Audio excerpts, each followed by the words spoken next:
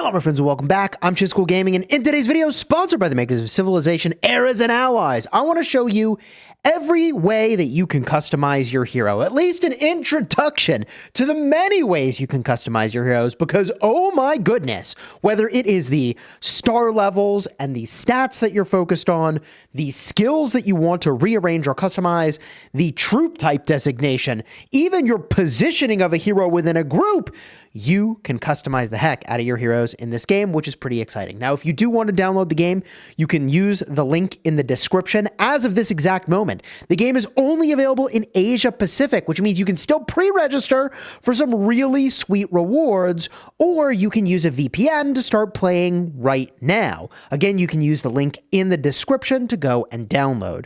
So let's talk about hero customization in Civilization, Eras, and Allies, because yes, there is a lot that we have been doing, and yes, I have a lot of content I need to make about how we're about to take the center objective on the map, but the pathway to all of this is heroes. They're what you're collecting, they're what you're optimizing, and they what define your progress on your account.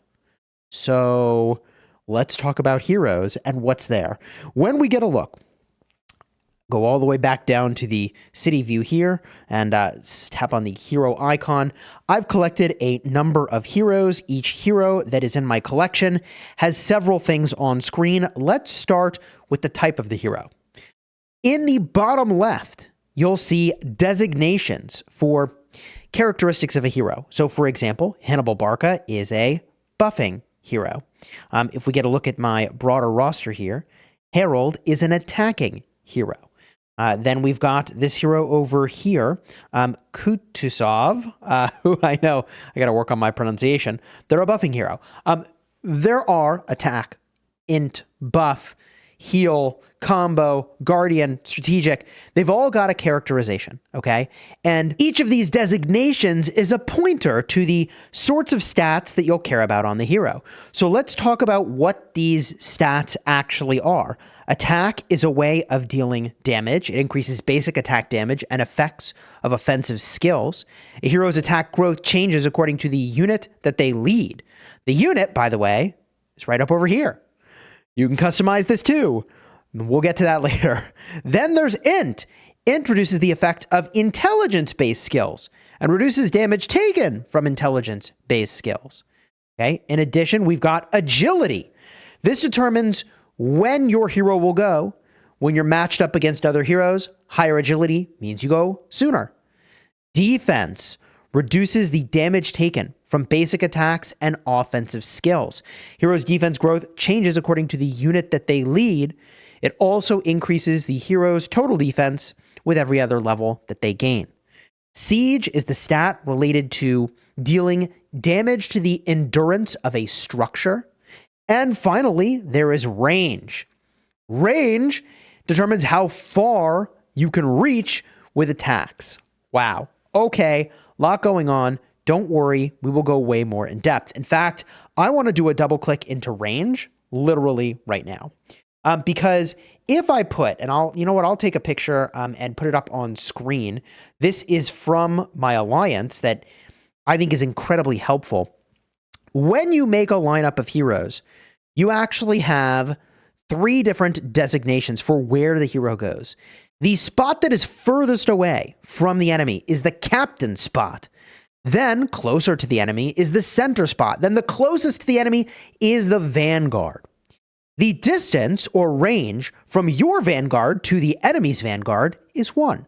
From your vanguard to the enemy's center is 2. From your vanguard to the enemy's captain is 3. So the range here is going to be super relevant for determining who you can even reach when you're in combat with the enemy. To give the biggest range example, a captain that is trying to attack an enemy captain is a range of 5, and that is a long way to reach.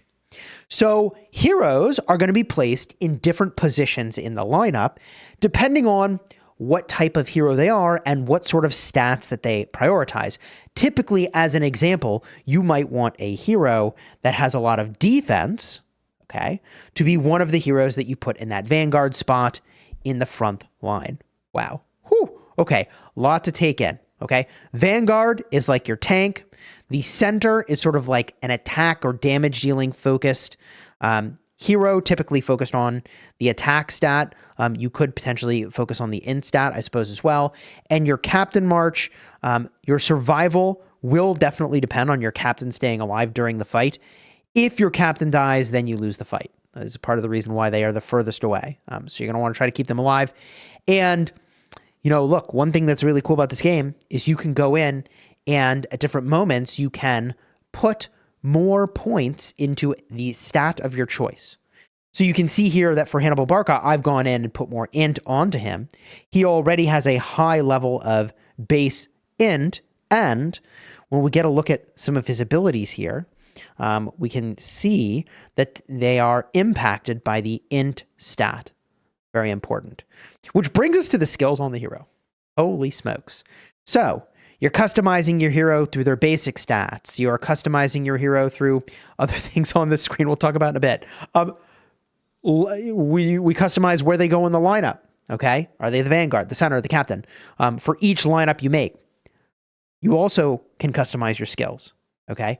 So when you choose the skills that go on to heroes, which is a thing that you do, you can choose to forget these skills, put different skills onto the hero. In fact, the way that you get skill cards to place onto heroes, which if I tap the arrow over here, you can even see, here are my skill cards that are available up top. Here are what other people are picking for this hero, some of the most popular skills.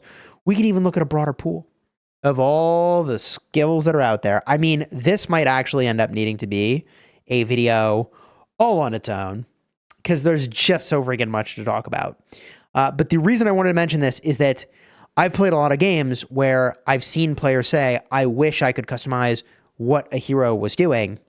This game has that. So how are you getting these skills?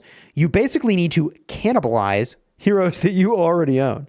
So I can tap the retire button all the way on the left here. And if I retire this hero, I will get this particular skill as a card that I can put onto some other hero.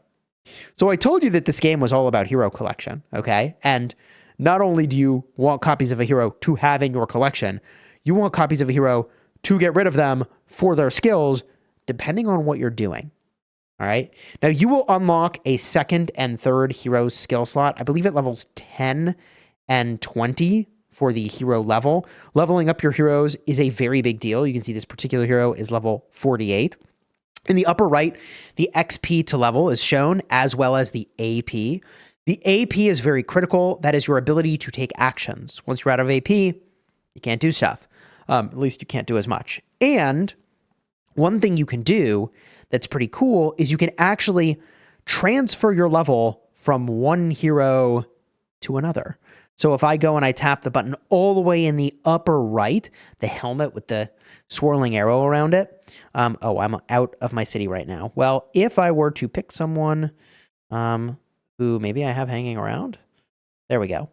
I can take the level from this hero and transfer it to another.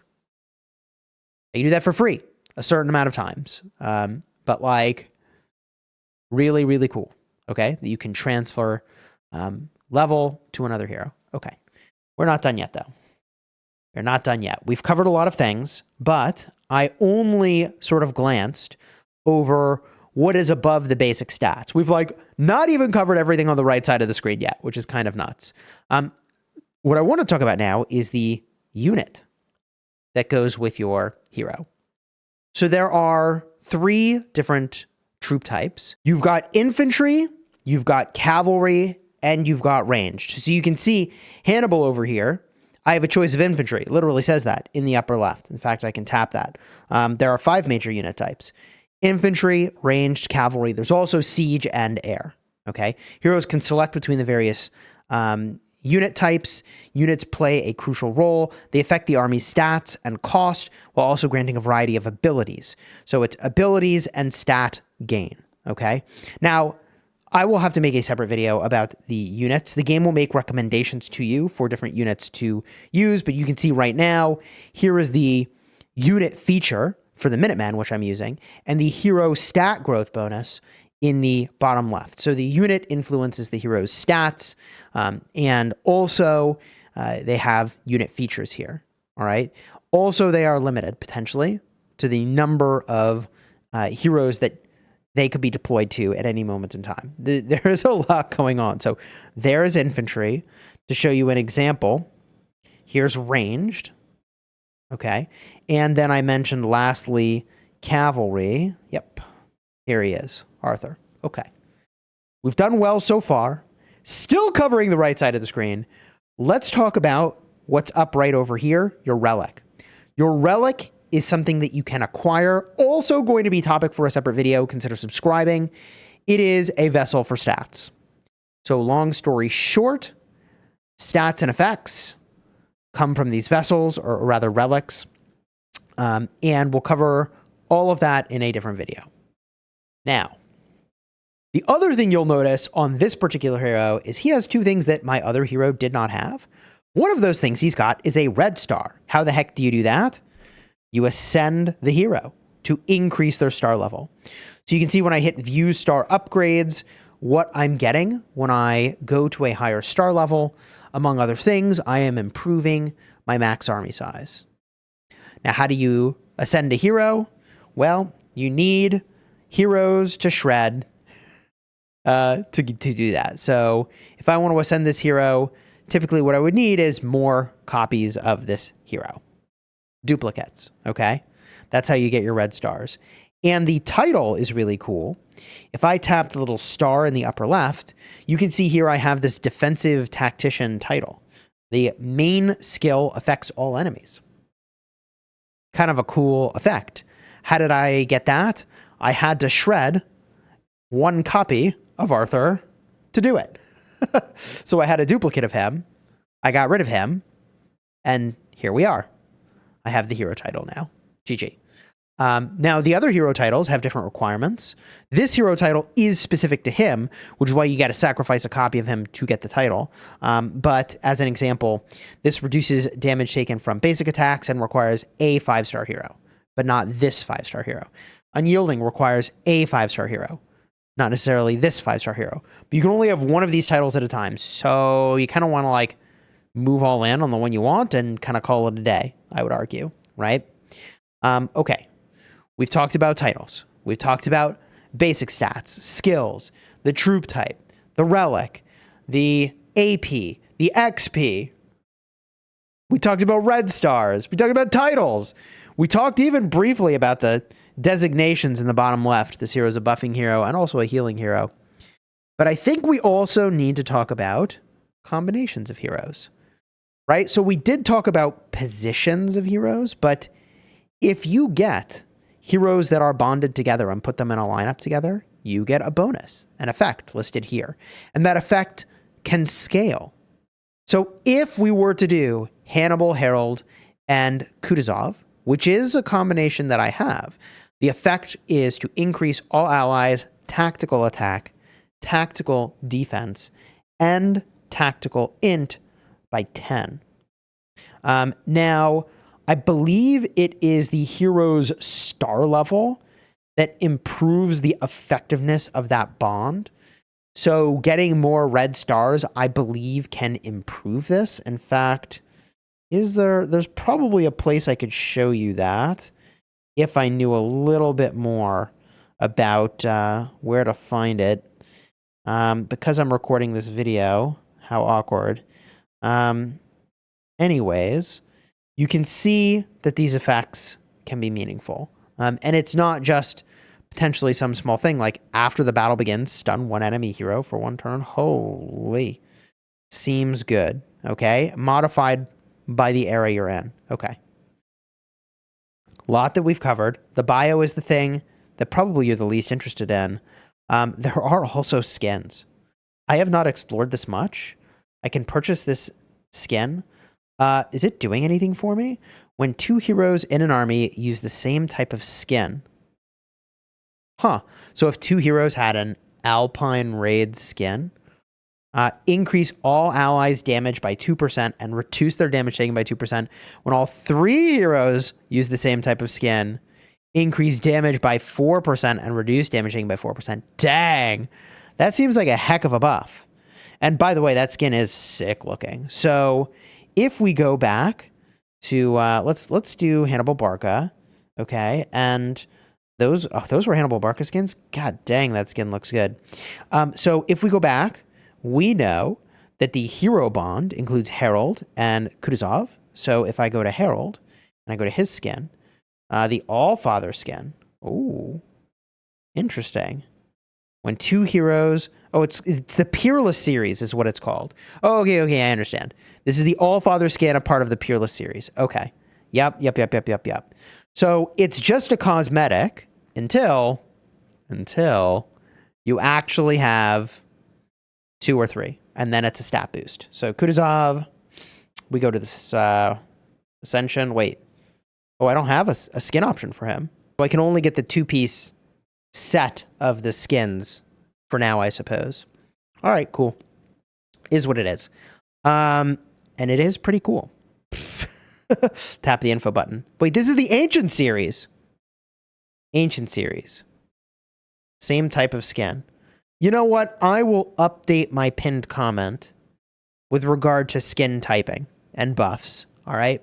I feel like we've covered a lot of information about how heroes work and how you optimize them. Oh my God. Even though your hero skills, you can level up as well.